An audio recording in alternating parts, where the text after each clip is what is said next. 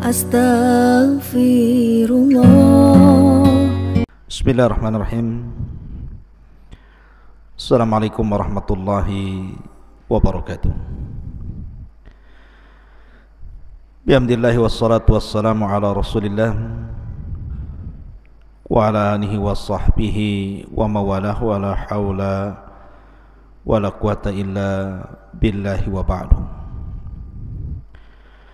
Qala Allahu azza wa jalla, ya ayyuhalladzina amanu taqullaha haqqa tuqatih wa la tamutunna illa wa antum muslimun. Faqala Allahu azza wa jalla, ya ayyuhalladzina amanu taqullaha haqqa tuqatih ya ayyuhan nasu taqu rabbakumul ladzi khalaqakum min nafsin wahidah wa khalaqa minha zawjaha wa batha minhuma rijalan katsiran wa nisaa'a wattaqullaha alladzi tasaaluna bihi wal arham innallaha kana 'alaikum raqiba. Amma ba'du, ma'asyiral muslimin yang dimuliakan Allah Subhanahu wa taala. Alhamdulillah, di malam hari ini dengan izin Allah Subhanahu wa taala dan nikmat yang Allah karuniakan kepada kita,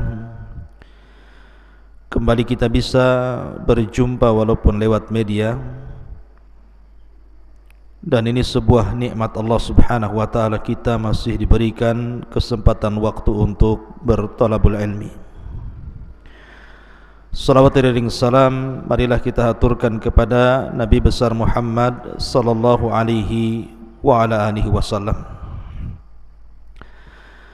Pembahasan di malam hari ini kita akan membahas menguak rahasia makhluk terbesar yang pernah Allah Subhanahu wa taala ciptakan di alam semesta ini. Apa itu? Arsyur Rahman, arsy Allah Subhanahu wa taala. Ma'asyiral muslimin yang dimuliakan Allah Subhanahu wa taala, bicara tentang arsy, maka arsy banyak disebutkan di dalam Al-Quranul Karim dan hadis-hadis Nabi sallallahu alaihi wasallam tentang sifat-sifatnya. Sebut saja beberapa ayat dalam Al-Quran, contohnya surah Ghafir ayat 7, Allah katakan alladzina yahmilunal arsya wa man hawlahu yusabbihuna bihamdi rabbihim wa yu'minuna bih wa yastaghfiruna lilladzina amanu. Malaikat-malaikat yang memikul arsy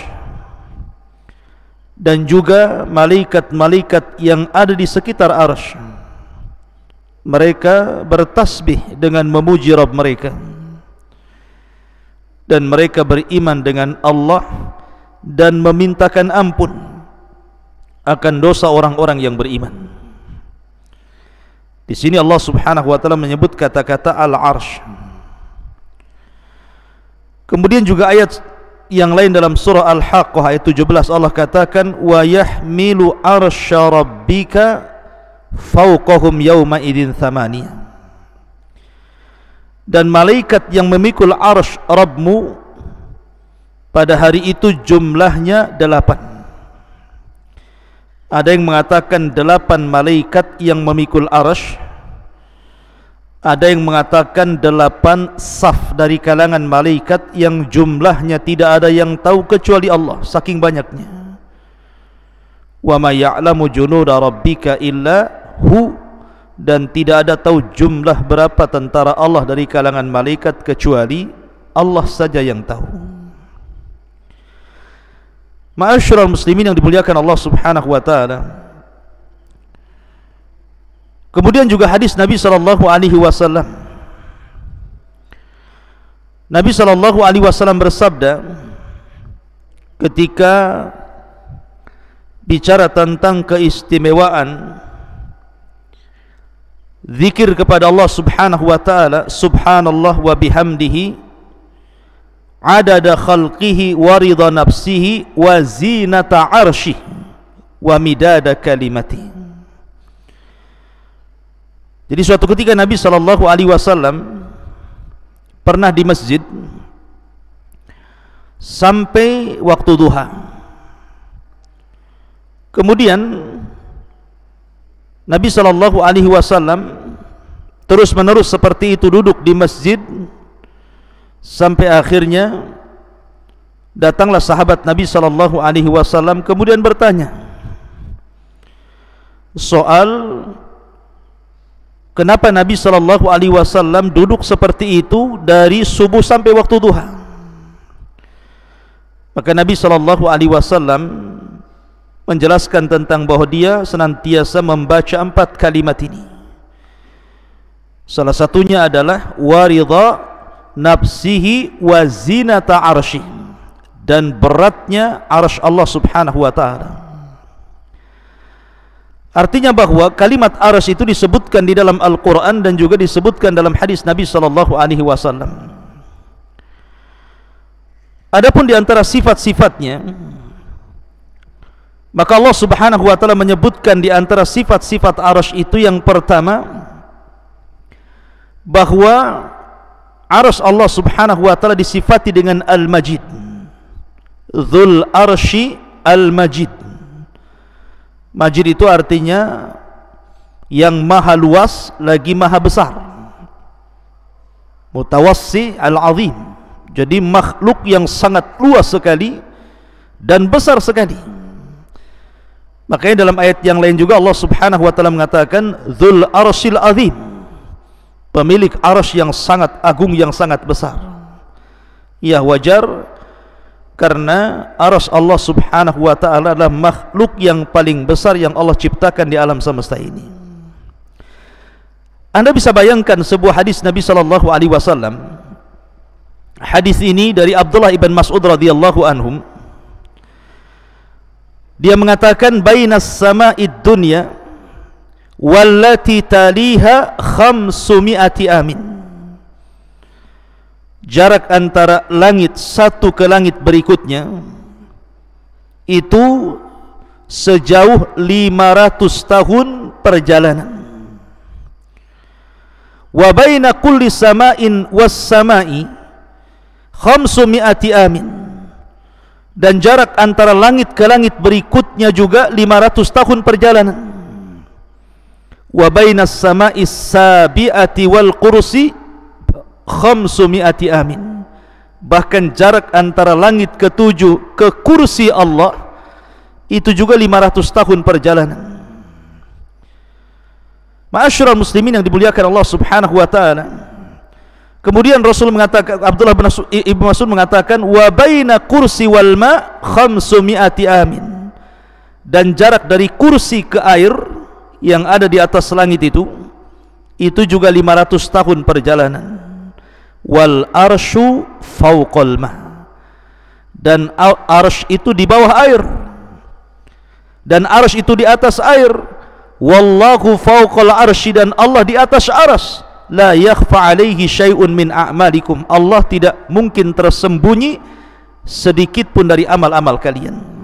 Coba perhatikan di sini. Jarak bumi ke langit itu, kata Abdullah bin Mas'ud radhiyallahu anhu, itu perjalanan 500 tahun.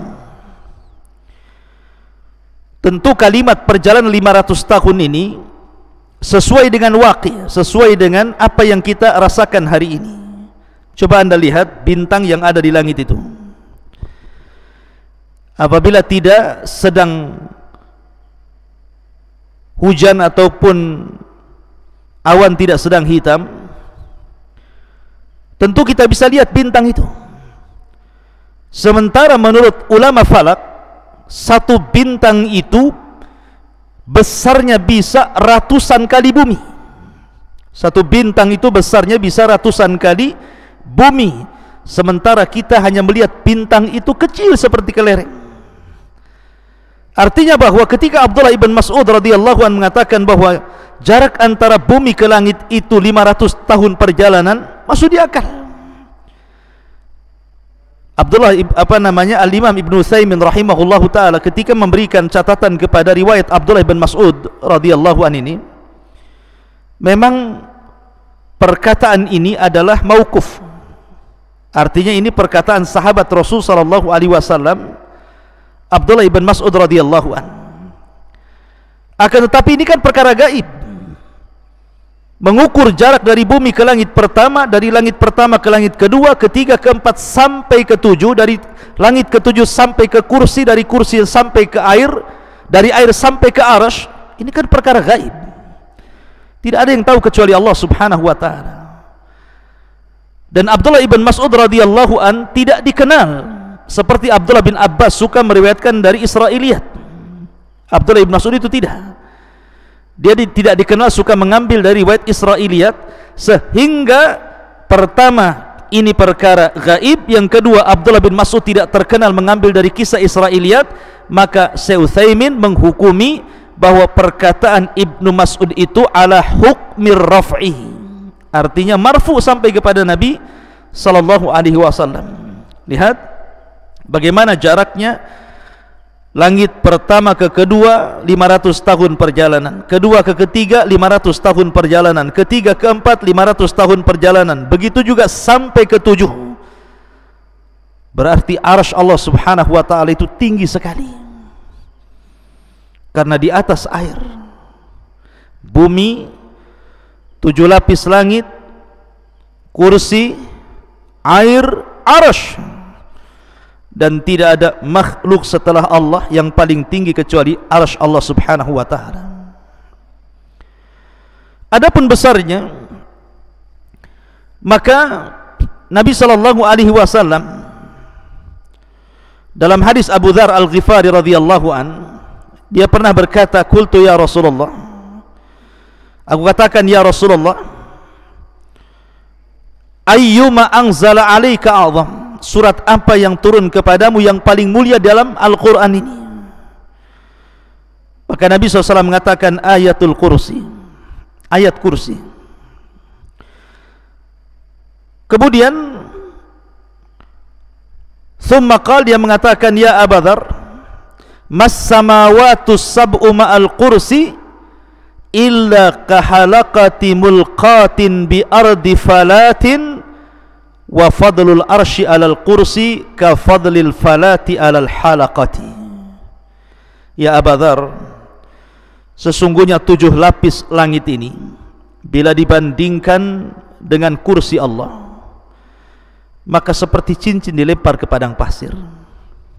Jadi kalau seandainya kita bandingkan besarnya 7 lapis langit itu, yang satu langit saja, langit dunia terbentang dari barat ke timur, utara dan selatan, hampir tidak ada batas dan tidak ada tepinya. Lah besarnya langit pertama digabungkan dengan langit kedua, digabungkan dengan langit ketiga, keempat, kelima, keenam sampai ketujuh, kemudian dibandingkan dengan besarnya kursi, maka Nabi SAW mengatakan 7 lapis langit itu ibarat cincin yang dilempar ke padang pasir, dan padang pasir itu kursinya Allah.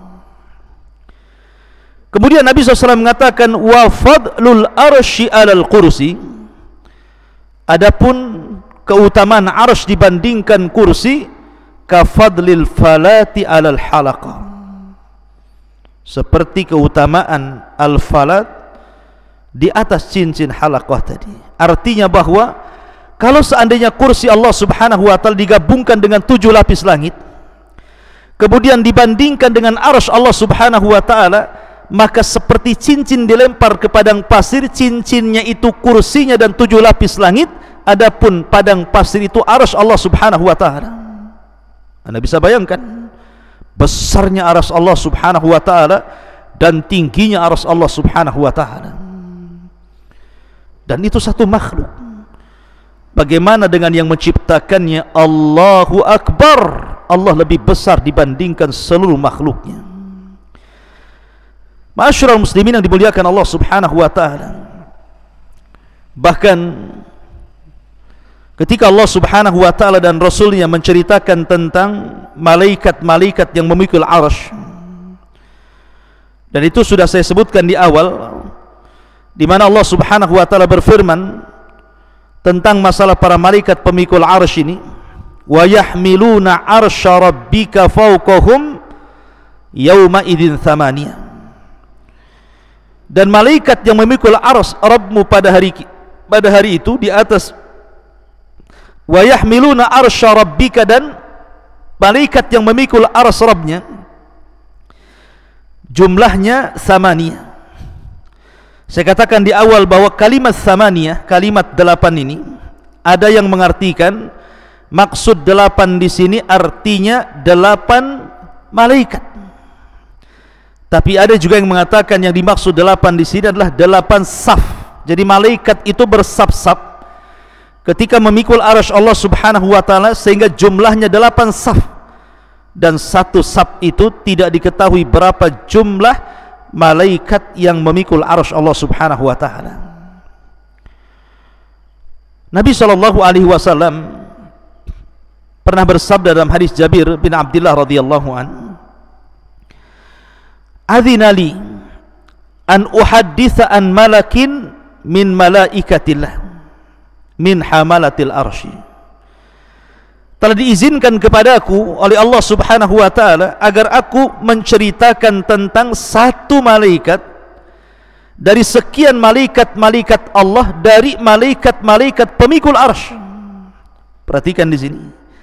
Nabi sallallahu alaihi wasallam ingin menceritakan berapa besarnya malaikat dari sekian para malaikat yang memikul arsy Allah Subhanahu wa taala. Kata Nabi sallallahu alaihi wasallam, "Innama baina sakhmati udhunihi ila atikihi masirata sab'umi'ati amin." Jarak antara daun telinga malaikat pembawa arsy ini sampai ke pundaknya itu sama dengan 700 tahun perjalanan. Dari daun telinga sampai bahunya di sini. Panjangnya lehernya malaikat pemikul arsy itu sejauh 700 tahun perjalanan. Subhanallah, ini baru mensifati lehernya saja. Kemudian dijelaskan juga, ini baru menjelaskan lehernya. Kata Nabi sallallahu alaihi wasallam, dan tingginya malaikat ini, malaikat pemikul arsy ini, kakinya, rijlahu, qad maraqat rijlahul arda sabi'ata wal arsyu ala mankibihi wa huwa yaqul subhanak aina kuntu wa aina takun. Di mana kedua kaki malaikat pemikul arsy ini nembus sampai ke lapisan langit yang paling dasar. Bayangkan, kedua kaki malaikat pemikul arsy ini menembus sampai ke dasar yang paling dalam dari lapisan-lapisan bumi. Kemudian badannya menjulang menembus lapisan-lapisan 7 langit yang ada di langit, sampai melintasi kursi, sampai melintasi air, sampai kemudian pundaknya baru memikul arsy Allah Subhanahu wa taala. Seraya berkata, subhanak aina kunt wa aina takun. Lihat bagaimana besarnya malaikat pemikul arsy ini. Satu malaikat saja, lehernya dari telinga sampai ke bahu, perjalanan 700 tahun perjalanan. Kemudian kakinya menembus lapisan bumi yang paling dasar dari 7 lapis bumi, kemudian badannya menjulang sampai menembus 7 lapis langit, sampai menembus kursi, sampai menembus air, kemudian bahunya memikul arsy Allah Subhanahu wa taala. Itu satu malaikat. Kalau yang mentafsirkan bahwa yang dimaksud dalam Al-Quran, wa yahmilu arsya rabbika fawqahum yawma idzin thamaniyah, dan yang memikul arsy Rabbmu fawqahum yawma idzin thamaniyah, di atas mereka pada hari itu thamaniyah, 8 sab-sab malaikat yang tidak ada yang tahu jumlah mereka kecuali Allah. Berarti jumlah malaikat yang sebesar itu ramai sekali, tidak tahu jumlahnya kecuali Allah. Semua bahu mereka memikul arsy Allah Subhanahu wa taala, betapa besarnya arsy Allah subhanahu wa ta'ala dipikul oleh malaikat yang tidak tahu jumlahnya, sementara badan mereka sudah saya sifati sebagaimana sabda Nabi SAW, seperti itu besarnya para pemikul arsy Allah subhanahu wa ta'ala.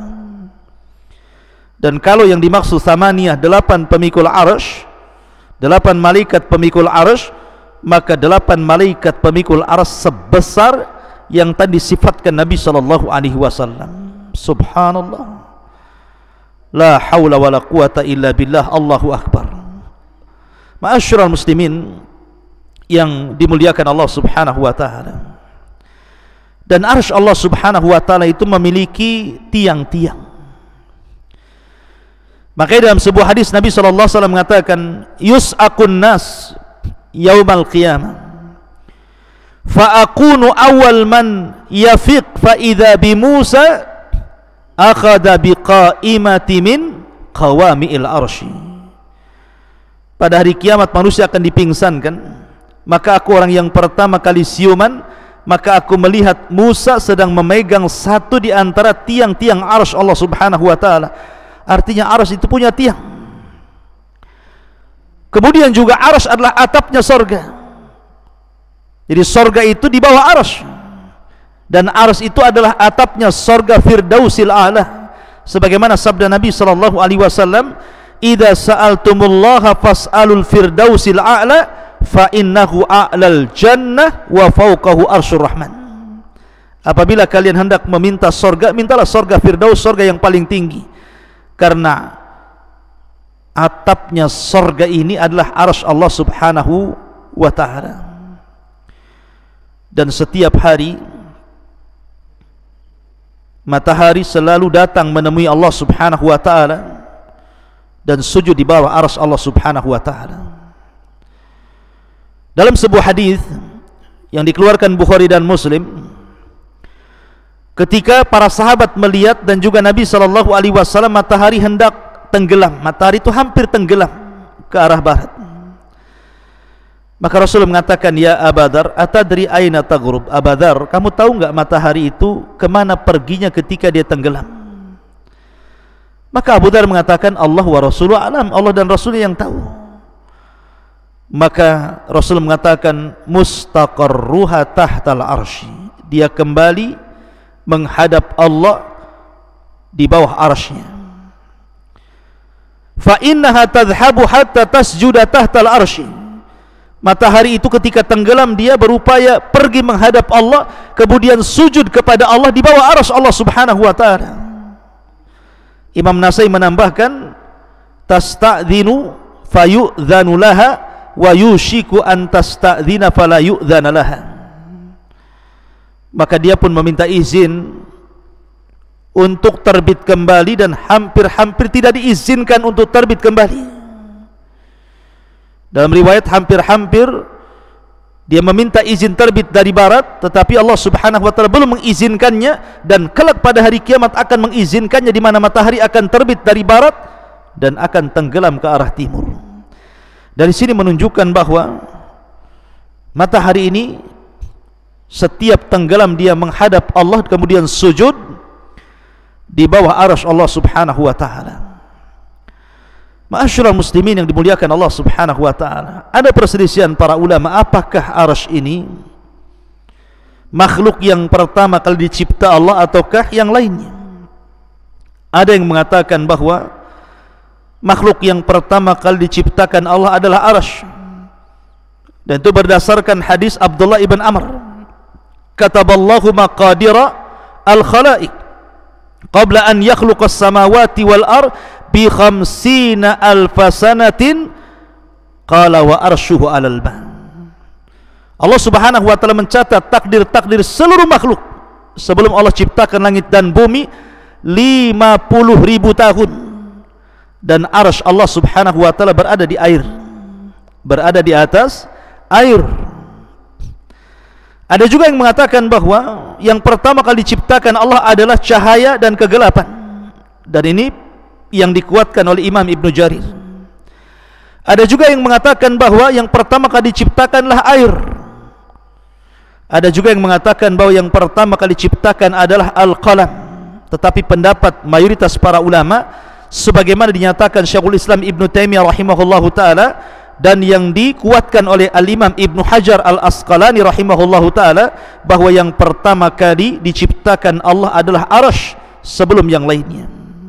Artinya Arsy adalah ciptaan Allah yang pertama dan yang terbesar, dan Arsy seolah-olah menjadi kubah seluruh makhluk yang diciptakan Allah setelahnya.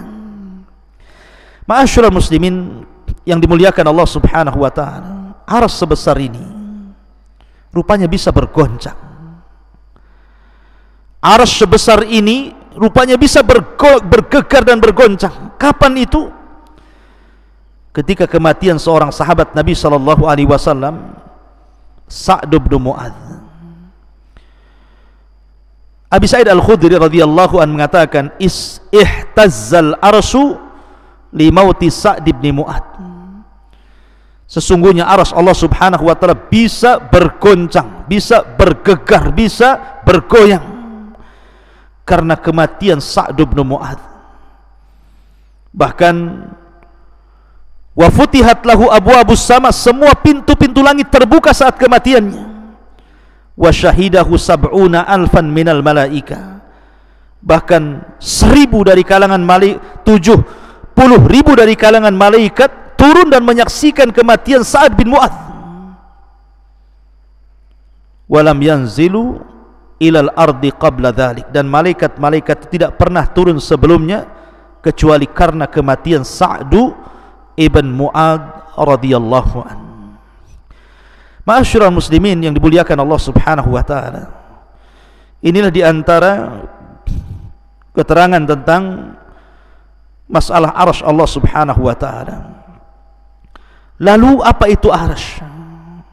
Arsy itu apa sebenarnya? Ma'asyiral muslimin yang dimuliakan Allah subhanahu wa ta'ala, kalau kita mengacu ke bahasa Arab, Arsy itu memiliki beberapa makna. Yang pertama, Arsy itu artinya singgasana raja. Arsy itu artinya adalah singgasana raja. Sarir, as-sarir lil malik, singgasana bagi seorang raja. Dan itu sebagaimana isyarat firman Allah azza wa jalla, walaha arsyun azim. Ketika Hudhud melihat istana Ratu Balqis, maka Hudhud mengatakan di hadapan Sulaiman, walaha arsyun azim, dan wanita itu, ratu itu memiliki singgasana yang sangat besar. Artinya bahwa secara bahasa Arsy itu as-sariru lil malik. Ada juga yang mengatakan secara bahasa bahwa Arsy itu syaqful bait, atap rumah itu disebut Arsy. Makanya ketika Nabi SAW menyebutkan tentang ruhnya syuhada, kal qanadil al-mu'allaqa bil arsy, seperti ruh yang diletakkan di kendil-kendil kemudian digantung di atap-atap arsy. Ada juga yang mengatakan yang dimaksud arsy secara bahasa itu artinya tiang dari sesuatu, tiang dari sesuatu. Kemudian juga ada yang mengatakan bahwa arsy juga, ada yang mengatakan bagian dari punggung kaki, bagian daripada punggung kaki, wallahu alam. Tetapi Al-Imam Ibnu Katsir rahimahullahu ta'ala ketika menjelaskan tentang makna Arsy Allah subhanahu wa ta'ala, ketika mereka mengatakan apakah kursi adalah Arsy, kemudian ulama menjawab bahwa kursi sendiri Arsy sendiri. Adapun kursi adalah maudhi'u qadamar rahman, tempat berpijaknya kedua kaki Allah subhanahu wa ta'ala. Ini menurut pendapat yang paling sahih, dan Arsy itu jauh lebih besar dibandingkan itu. Dan Arsy adalah singgasana Allah subhanahu wa ta'ala yang memiliki tiang-tiang yang besar sekali, kemudian juga memiliki lebar yang luar biasa, memiliki besar yang sangat besar, dan dipikul oleh 8 malaikat atau 8 saf para malaikat. Dan Arsy Allah subhanahu wa ta'ala makhluk yang pertama kali diciptakan Allah subhanahu wa ta'ala. Itu menurut Al-Imam Ibnu Katsir rahimahullahu taala dalam kitabnya Al-Bidayah wan Nihayah. Wallahu a'lam bissawab. Mungkin ini yang bisa sampaikan, mudah-mudahan ada manfaatnya. Subhanakallah bihamdika asyhadu an la ilaha illa anta astaghfiruka wa atubu ilaik. Allahu ta'ala a'lam. Assalamualaikum warahmatullahi wabarakatuh.